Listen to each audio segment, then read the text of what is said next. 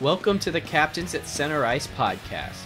As always, click that like and subscribe button and leave a comment down below on your opinions as well as what you thought about today's topics. Without further ado, let's bring the captains to center ice. Hello and welcome to another edition of the Captains at Center Ice podcast. This is episode number 2. That's right, we are jumping into the regular season, and today is going to be an interesting day because we are going to be talking about the first week of the NHL, the games that stuck out to us. We're going to be talking about the Evander Kane situation. I know it's a little late to talk about that, but we're going to be talking about it. And then we are also going to be talking about RFA situations over the summer, just because we really didn't have the chance to sit down and talk about it in the last episode. So that's what we're going to be doing. So today I have again with me my special friend and guest, Ryan Coast. Ryan, say hi to all the viewers. Hello, viewers. Thank you for coming and listening to the podcast. So for today, let's introduce ourselves again just so that the viewers know who we are. Ryan, go ahead and start on that, will you? I'm Ryan Cost. I'm an Avalanche fanatic, and I love hockey. Yeah, I'm Joshua Kessner, in case you don't know, and I'm a Rangers and a Ducks fan. That being said, I will be as unbiased as possible in this podcast when it comes to other teams and also when talking about the Rangers or the Ducks. And yeah, well, love hockey as well. So that being said, we're going to jump right into the podcast. Today's a little bit shorter than the last episode, and that's mostly to for your guys' enjoyment, and that way it doesn't seem like it drags on too long, that sort of thing. We want to make sure that you guys enjoy the podcast overall in terms of view time and listening time more than having an hour long or hour and 15 long podcast. So today's going to be a little bit shorter, and part of the reason is a little bit less topics, and two, Ryan and I decided we wanted to limit the amount of talk time for us. That being said, before we start, also leave a comment down below if there's a topic that you really wanted to put your opinion on, I guess, and say, hey, you're wrong, here's why. Feel free to put that in the comments down below. We want to hear your opinions on this, and yeah.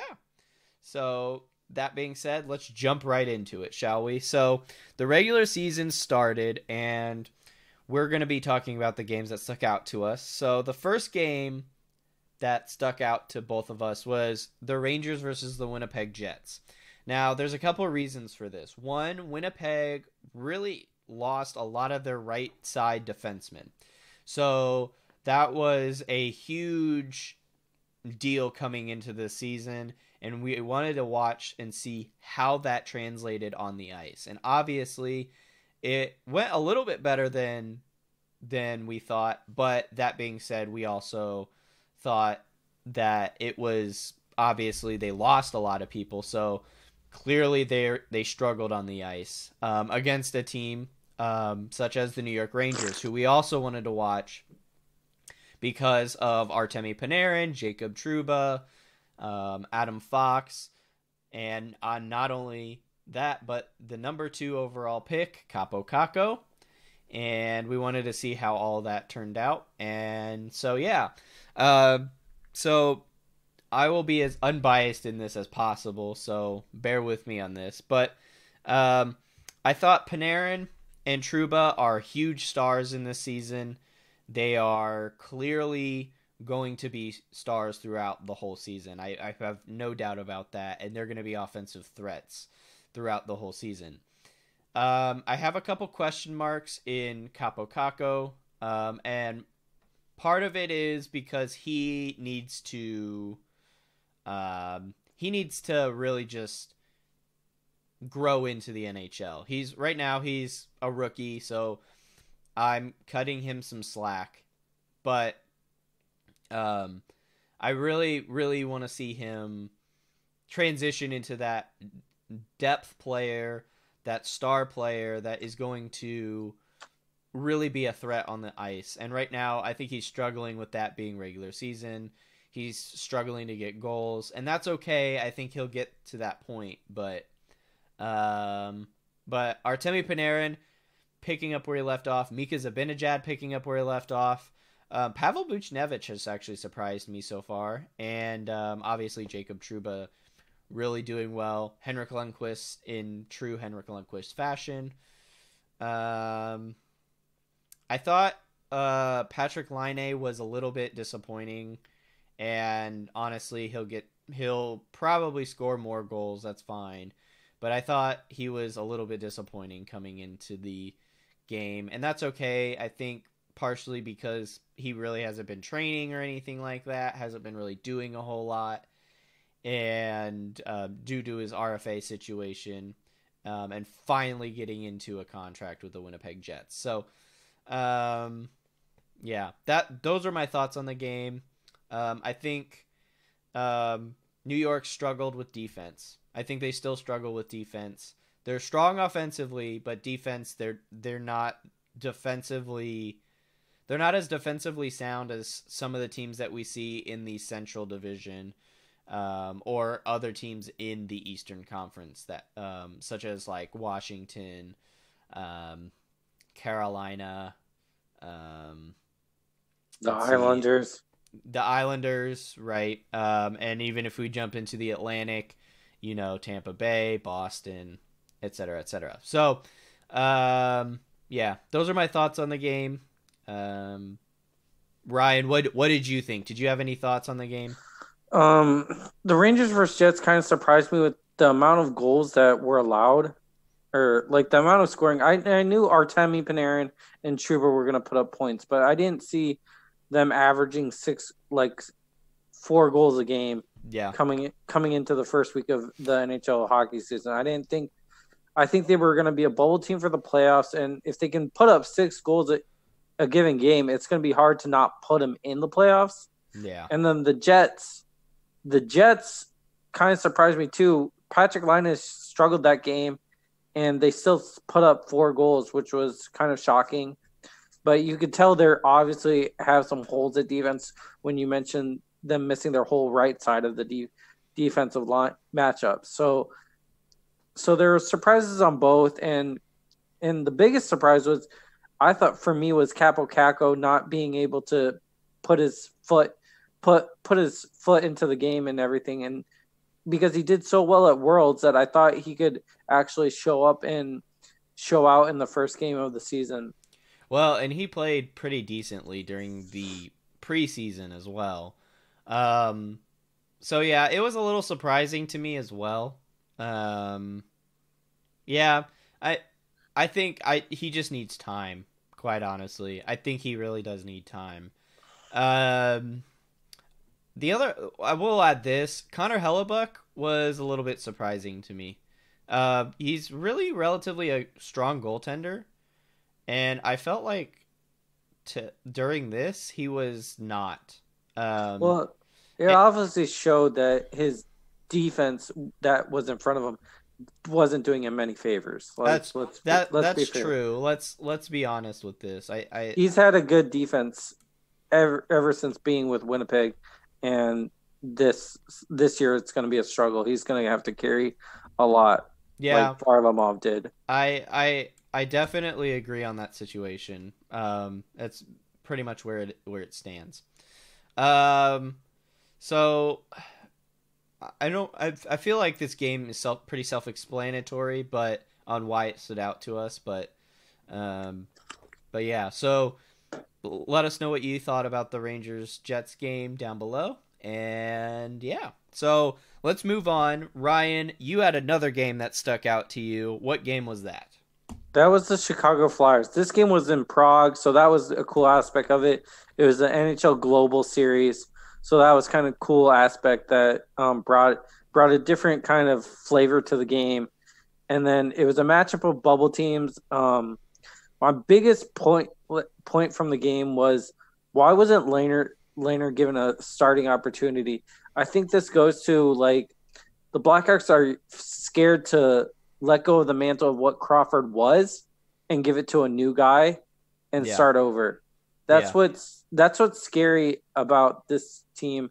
And if they can relinquish that, because Lehner's a number one, he is not a number two. Yeah. And I think Lehner deserves to start over Crawford because of Crawford's injury history and his playing. Yeah. I thought this game again also stuck out to me. I watched most of it, not all of it, but I watched most of it. Travis Konechny really stood out to me in this game. 2 outstanding goals on glove side on Corey Crawford. Interestingly, I've noticed that Corey Crawford's glove side is relatively the out of all the positions on him covering the net, his glove side is the weakest, and it has been ever since 2013, basically. I mean, that's just basically what I've noticed. Teams shoot for that glove side. There are multiple times that he'll get shot on glove side, and it'll just go right by his glove. I thought he was actually a lot weaker in this game, and part of the reason was, I think, last season, still being injured, not, struggling with injury coming in to last season, getting injured again, and then being out all of last season, coming into another regular season game. Now, granted, he had an entire offseason, but still, he really hasn't had a full season since he's been injured. And so there is that. I'll give him a little bit of credit there. I think he can be better, and I think he will be better. But I agree with you. I think Robin Lehner is going to give him a run for his money. And I think the coach should let Robin Lehner make that push to say, I'm the starting goalie. So I'm scared that the coach and the players won't allow it. Like, I feel like they believe in Crawford so much that they don't want the mantle being taken over by a better goaltender, even though it's probably for the better of the team, which is strange, but it's one of those things. Well, and it's interesting you bring that up, because I think one of the things that Jeremy Colleton really wants is to put Patrick Kane and Jonathan Toews together, and I thought in this game they were not effective together. I thought Jonathan Toews would have been way better off putting him on a different line, or vice versa, putting Patrick Kane on a different line. Now, I will say, I almost said William Nylander. I forget his first name. Dylan Strome? No, not Dylan Strome. There's another Nylander in the league who they have. He's a right-handed shot, and they had him playing the left wing with Patrick Kane on the right wing, and I thought he was actually relatively effective. And he scored their first goal. It was a strong goal. Well played. Patrick Kane got the assist on that goal, as always. But so the interesting thing about this game that I noticed was the offense struggled for Chicago pretty much all the way through the game. Chicago's strategy and play and energy level there was no momentum swing because of Chicago. There was a momentum swing because of Philadelphia, and part of the reason is because of Alain Vigneault. Now, Alain Vigneault has always had this, in my opinion. I've watched him be a Rangers coach. I don't know what it is. He has this mindset, or the players have this mindset that they dominate. Once they get ahead, they let off the gas. And what happens is it lets the other team into the game. Because the other team, they get one goal. Okay, now we're in the game. They get another goal. Okay, we're really in the game. And that's what happened here. They let Chicago come back to a 1-goal game, and they shouldn't have. And so that's one thing that stuck out to me. So Flyers fans, be wary, because I don't think Alain Vigneault is going to win you a cup. And for good reason, because he struggles with holding on to a lead. I don't know what it is. I don't know what his strategy is, but he just lets off the gas. So that was something that definitely stuck out to me in this game. I thought Patrick Kane was fine. I just wish he was on a different line. I actually wish he was with Alex DeBrincat. Because I think Alex DeBrincat and Patrick Kane have really strong chemistry together. Yeah, I didn't understand why DeBrincat wasn't on the top line. I think they need to move Taves down and put DeBrincat on that left side, I believe, and Strome up to that first line as well. Yeah. I think that would be a much faster line. I will say, though, I kind of do like the lineup with DeBrincat, Strome, and Andrew Shaw. Alex Nylander. That's the name. Sorry. Name came to me. So, anyway. But Dylan Strome, Andrew Shaw, and DeBrincat are like there's a lot of grit with that. And outside of DeBrincat, Strome and Shaw give the grit, and DeBrincat's the sniper in that. So I kind of like that lineup. However, I wish I would put Nylander on that second line, because I feel like DeBrincat has earned that first spot, and that first line spot. And number 2 is maybe put Andrew Shaw on the first line. I don't know. There's a possibility. You need a strong center. So maybe Taves needs to work his way into playing his full game. Now that's the thing. Go ahead. I think his legs aren't there where he can be a first line center. That's my thing. I don't think he can skate and drive the puck with the speed and intelligence that Patrick Kane has. He wants someone that's fast and that can drive, so he can get in a spot where he can get behind that right-handed dot and shoot the puck. So I just don't know if he can get there. Yeah, and I understand that. The thing that I think that line definitely needs, though, is it needs grit. Because you can't have, like, Jonathan Toews adds the grind style of hockey, and Patrick Kane is very much like, I don't want you to touch me, and I'm not going to touch you kind of deal. A finesse player, yeah. Yeah, and you need someone to play strong hockey with a finesse player, in my opinion. In this day and age, you pretty much need that. And the reason for that is just because it makes it more... It makes it a stronger lineup against certain types of teams. And so I don't know. That's kind of where I fall into that with that. Is my struggle is maybe you could throw Dylan Strome in there. Maybe. The reason I say you could put Strome there is because look at the McKinnon, Rantanen, and Landeskog line. That is a finesse but with speed kind of line. And that's what I think you need in your first line. I think that's the way that the NHL league is going now. I guess that's fair. I'm not sure I would put Strome in a finesse. I don't think he's a finesse player, though.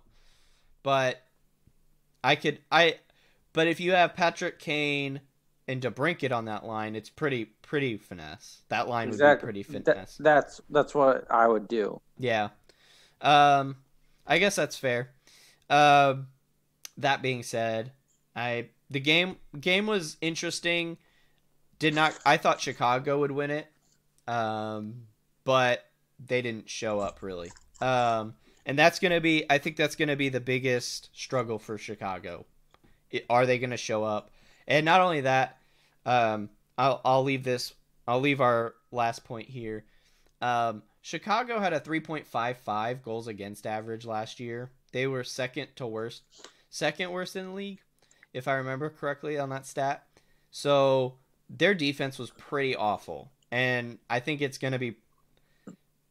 I'm not sure it's much better this season. So we'll see, but that's kind of how I feel about that. So yeah, anyway. Enough about that game. Let's move on to another big rivalry in the league. Probably one of the biggest right now. Vegas versus San Jose. And this will transition us into our second topic in a little bit. But So what I thought about this game, Vegas is still relatively deep offensively. Defensively, they're pretty. I think they're okay defensively. I don't see them as an awful defensive team. San Jose, on the other hand, showed a lot of holes, in my opinion. I felt like I feel like their offense is just not there after losing some people, and I feel like their defense is meh, and their goaltending has always been a struggle. I thought Martin Jones last season was a terrible goalie, one of the worst in the league.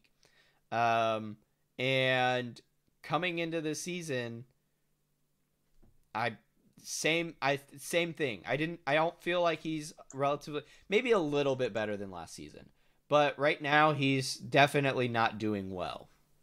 And so I thought Vegas really exploited that. I thought this game was really interesting to watch. I thought Vegas really just dominated the whole game.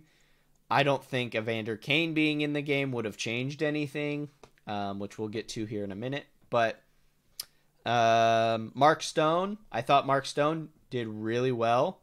And it'll be interesting to see how he plays during a full season, since he came in at the end of this, pretty much at the end of the season for Vegas. So it'll be interesting to see how he plays.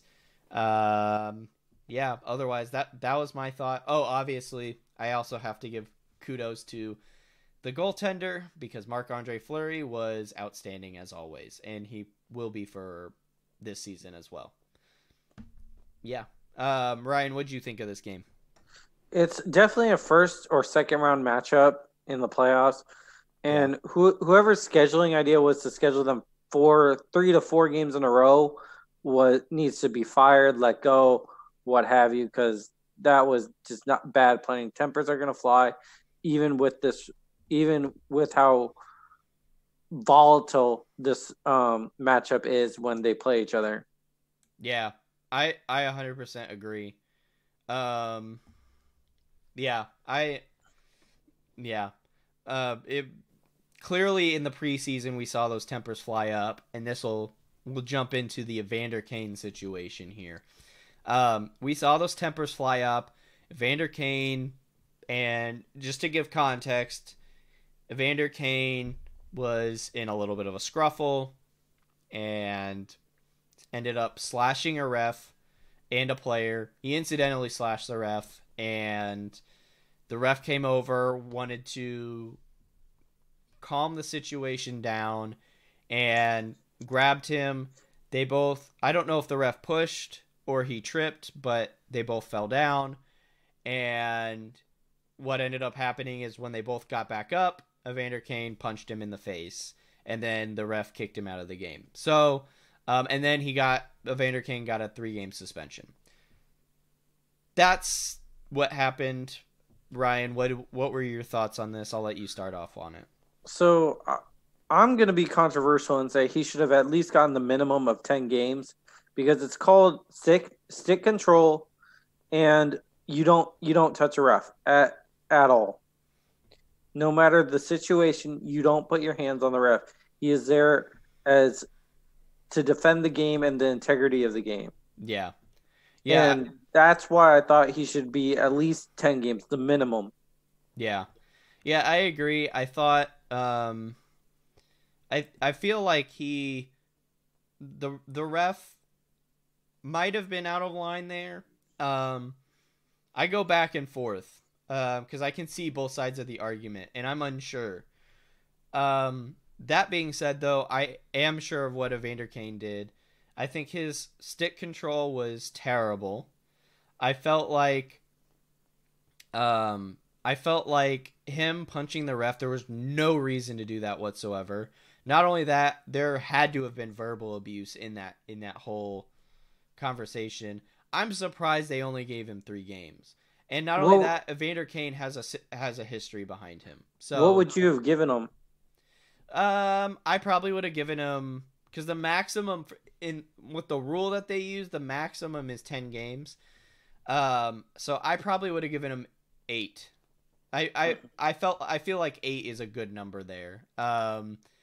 But I understand it was more of the principle of the situation more than anything. I think they felt like, hey, we're going to send a message immediately. This is 3 games. But the interesting thing is I've seen them do far more Egregious. drastic rulings before. Like Yeah. Raffle got suspended for like 51 games or something a couple seasons ago for doing a terrible body check on a terrible hit to the head of one of the Ducks players when they played. So I'm not sure what it is with San Jose getting a bunch of weird penalty trouble and league trouble, but I don't know. Evander Kane was definitely in the wrong here. I feel like the league definitely could have done more, and they chose not to. And I'm surprised they didn't. For me, I thought they were too reactionary. Yeah. And they wanted to send a message so quickly that they forgot to actually analyze the play and see what actually going on and see what was probably the most just for the incident. I thought, and I think it sends the wrong message to the refs too, because it doesn't seem like the NHL has the backing of the backs the refs up. Yeah, and especially over the last couple seasons, the last couple seasons, the refs have been really hounded on by shafted. by the league because of calls they made or whatever. Now, granted, whether they were right or wrong, that's a whole different story. But the league has not backed them up, and I agree on that wholeheartedly.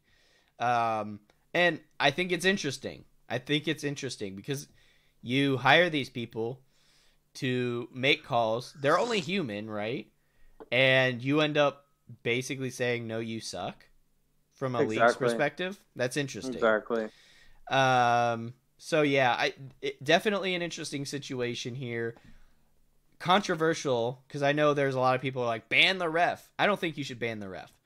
I think the ref needs maybe the league can look over the incident a little bit more. They have more information than we do on what happened.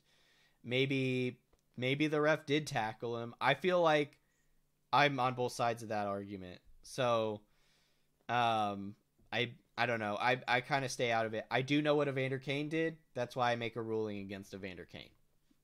So, but yeah. Let us know what you thought down below in the comments, and I know it's a controversial one. I know it's a little late to talk about this topic, but I feel like I felt like talking about it. It's noteworthy. Yeah, it's noteworthy for the start of the season. So, yeah, let us know what you thought down below. So let's talk about our last question, and this will finish out our time here. So RFAs, Ryan, you wanted to talk about this, and I thought this was an interesting topic too, because I didn't think about talking about this until you brought it up. But RFAs, who stuck out to you and why? Who won and who lost? So like, from a player's perspective, did they win or did they lose? And from a team's perspective, did they win or did they lose? So let's start with one of the players that is on your team, Colorado, Mikko Rantanen. What did you think about this? So Rantanen was a winner in my case, and I think it was a winner for the Avs too. The Avalanche have one of the best salary caps in the league right now with the contracts that they have and the players that they're bringing in. They brought in a lot of rookies who are on entry-level contracts, which allows more money to be allocated to the bigger stars, which allowed Rantanen to get to his $9.25 million AAV of a 6-year contract. Yeah. And so that allowed a lot of flexibility. And then what also helped was McKinnon at a discounted rate. Yeah. By any stretch of the means helps so much. And the structure of the contract helps too, because Rantanen will only get $6 million when McKinnon is up for his next contract. So money will be there for McKinnon to get his money as well and be able to stay in Colorado. Yeah. So I thought it was a winner for both. Yeah.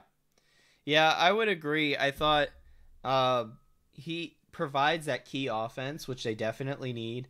And I thought I didn't think the money was outrageous. In fact, they have a lot of money to spend still. Um, so I think both players are winners here. Both the Miko and Colorado are winners here. Um, and that I thought that was relatively rare to watch in this Yes. offseason. But that being said, I thought they were both winners. I feel like he provides that key offense that everyone needs, and yeah, I don't have a lot to say other than I felt like they were winners. Um, let's move on to a more uh, interesting topic, a controversial one that heated up all through the summer in Mitch Marner and Toronto. So I will start with this one, and then I'll ask you, Ryan, what you think of it. So I thought that Mitch Marner was the clear winner in this situation. Money wise, years wise, just everything. He finally got Matthews' money. I thought he was a winner. Toronto hard lost in this situation. And the reason I say that is because Toronto now has like no cap room on because of three players. And I feel like that Toronto did not think through any of this, nor did they pay attention to what happened in Chicago. And because of that, it's going to make winning a cup that much harder. I felt like if they had done things reasonably, both the players and Toronto, had they done things reasonably there, their chances of winning a cup would have gone up because they would have been able to get more players to bolster their secondary scoring, if you will, and not rely so much on Marner, Tavares, and Matthews to get you goals. Now, that's a lot tougher. So I felt like Toronto is a hard loser in this situation. And yeah, that was my thoughts on it. And honestly, I don't think I like Mitch Marner. He's a good player. But the player salary that he's earning is up there with some players who actually score goals. And Mitch Marner is okay at scoring goals. He's a great playmaker. He is okay at scoring goals. He's not awful at scoring goals. He's not amazing at scoring goals.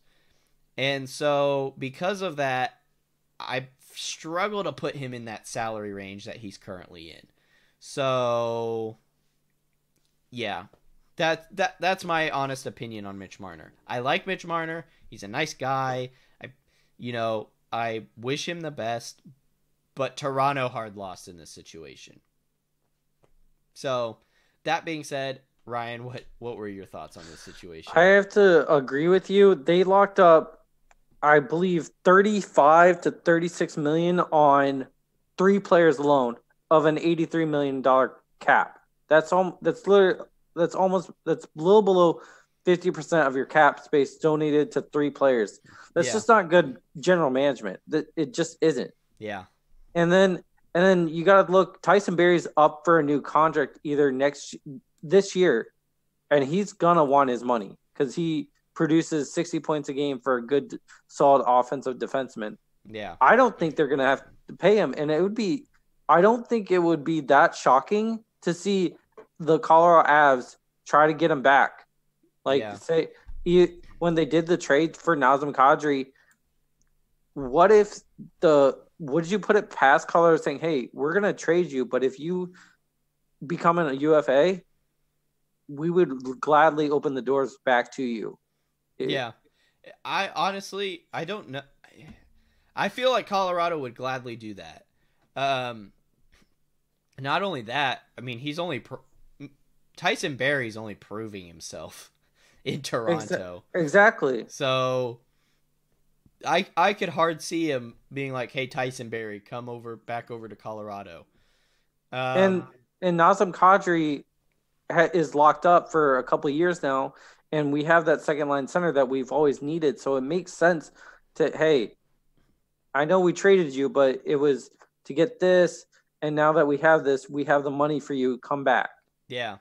Yeah, I could hard see that. That would be cold against by Colorado Avalanche, but I would think it'd be a great move. Yeah. I could see it. Uh so obviously Mitch Marner was not the only player that was talked about in this offseason. And there was another star in Winnipeg, Patrick Laine. Ryan, what were your thoughts on this situation? Laine was the biggest loser of the RFAs. Besides Sebastian Aho, but Sebastian Aho was kind of hamstrung by the offer sheet that he was given. So not his fault. Laine, biggest loser, didn't get a long-term deal and only got $6.5 million for the 2 years that he's given for AAV. Not like he's securing the bag compared to other players on the production that he was doing. Yeah, I would agree. Winner for Winnipeg actually in this situation. You think so? Yeah, because it's relatively low risk because their team is basically already done. Because their whole right side of the defense is gone right now.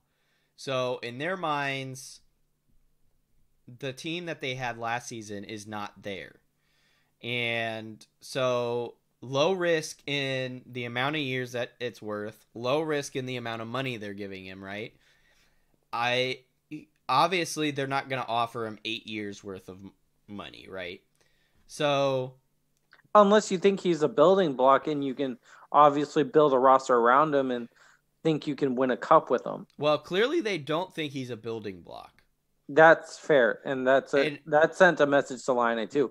I'm surprised he signed the contract because yes, he was an RFA. I totally get that, but if you're not gonna, I would have waited for an offer sheet. Yeah, I mean, I feel like you could put him on a different team. I feel like I'm not sure I don't know. He might be trade bait. Yeah, it's possible.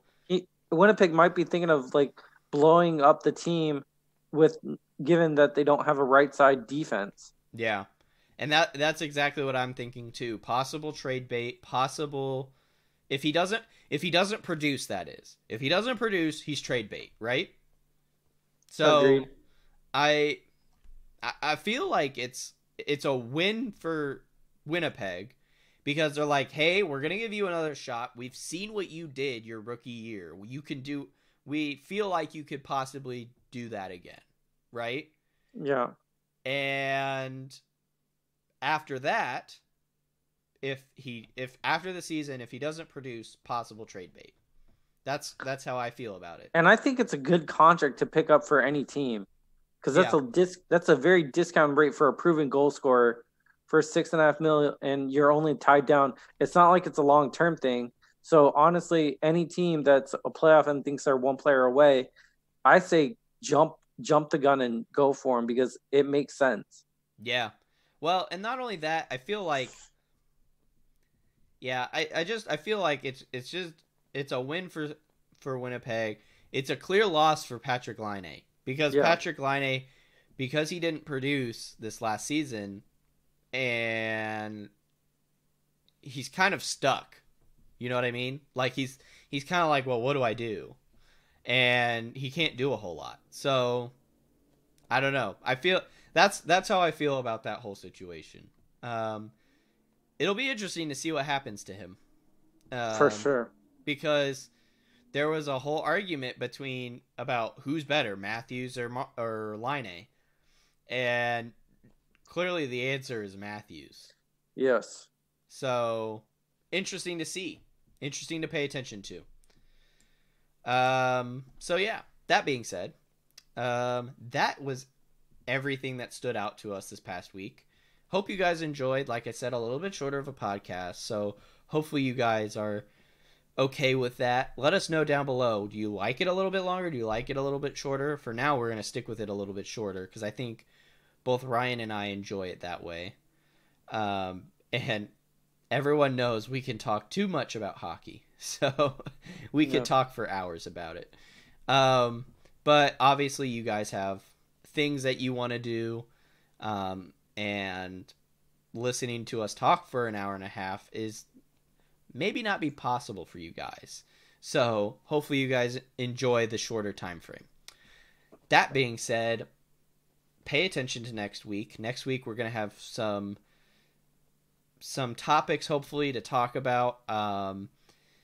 Also, I will be talking with William Hatzel on his radio show this week.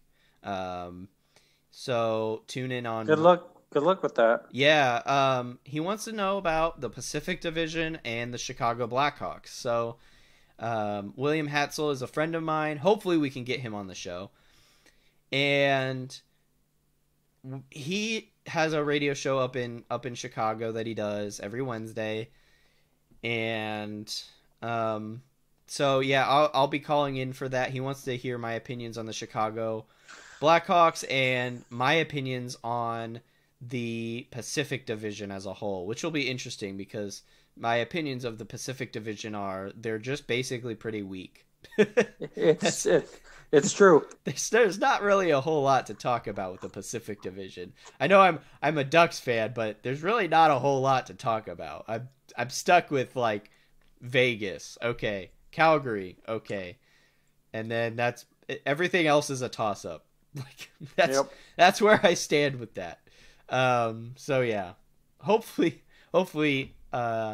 you guys can enjoy hearing some of that. Maybe I'll record it and put it on the on my page or something like that. Maybe I'll have to see if I can do that, if I can get permission from Will to do that. So yeah, like I said, I hope you guys enjoyed the time frame. Is there anything you want to add before we head out here, Ryan? No, thank you for listening. Just catch us next week. Hopefully we'll have a third guest or something for you guys to get another opinion and see if that diversifies the opinions that you guys think. Yeah. And yeah, hopefully you guys enjoyed. Thanks for watching / listening. And we'll continue to grow this podcast as much as possible. But for now, we're going to stay on YouTube. So be sure to check into Joshua Kessner on YouTube. And yeah, Ryan, thanks for coming in and talking hockey with me as always. And for now, we're going to sign off. So thanks for watching, everybody. And we'll see you guys next week. This has been the Captains of Center Ice podcast. We'll see you later. Bye.